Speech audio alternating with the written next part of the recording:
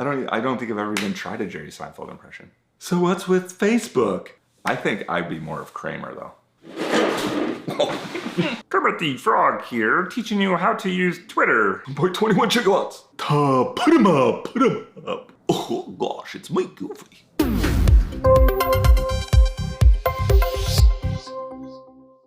Hello, adventurer. So I want to talk to you about something that is super important to your adventure, and that is finding your voice. See, whether you're speaking or whether you're posting, your unique voice is super important to raise your influence. But here's what I see. I see everybody just being a copy of a copy.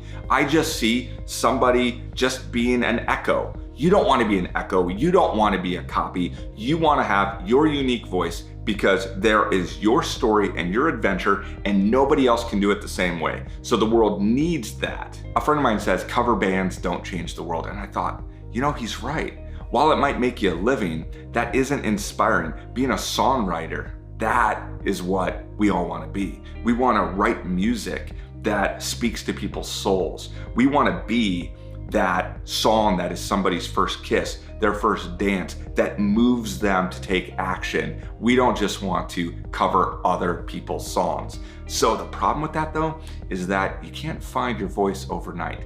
They say that it takes 10,000 hours of practice to become an expert. So when you hear an overnight success, realize that every overnight success was actually 10 years in the making. 10,000 hours, that's a lot to become an expert. Well, you know what? It has to start with that first hour, that first step. One of the things that really inspire me right now are stand-up comedians. Not because they're funny, I love to study them and what their process is. Take for example, Jerry Seinfeld. I was reading about how he writes, and what's amazing is he writes every single day. So the key to being a good stand-up comedian, to finding that voice, is writing every single day. So again, whether you're speaking, whether you're posting, whatever you do, you have to do that thing every single day. You have to do those reps.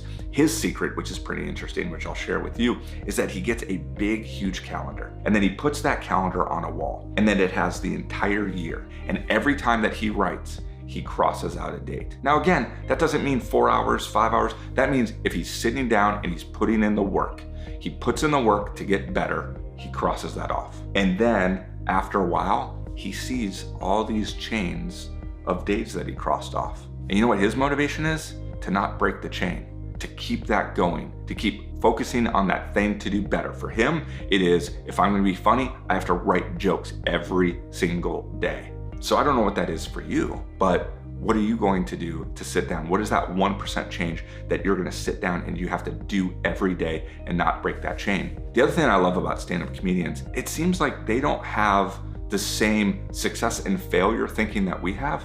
I love when I hear that a stand-up comedian will drive 2 hours to get heckled by 15 college students. You know why? Because he's putting in his reps. He knows that to be on the big stage, you gotta do a lot of small stages. You gotta try things out. You gotta keep going and not give up. You gotta get used to rejection. So you have to understand is that for a stand-up comedian, that's not a failure because they were able to try out what worked, what didn't work, and become immune to failure. That's why stand-up comedians are super funny, but they super inspire me. They inspire me because they don't give up.